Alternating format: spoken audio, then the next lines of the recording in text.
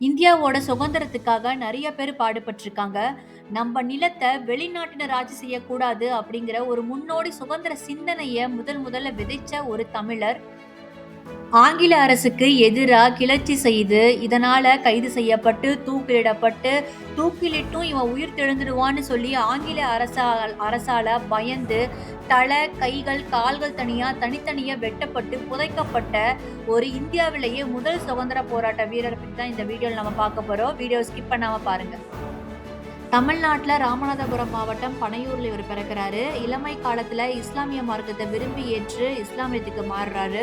இளமை காலத்துல பிரெஞ்சுக்காரரோட படையில தான் இவர் வேலை செய்யறாரு. ஆங்கிலேயருக்கும் பிரெஞ்சுக்காரர்களுக்கும் இந்தியாவை நாடு பிடிக்கும் சண்டை நடக்கும் போது, அப்போ இவரோட திறமையை பார்த்த ராபர்ட் கிளைவ் அவர்கள் தன்னோட ராணுவ படையில சேர்த்து அவருக்கு பயிற்சியும் தராரு.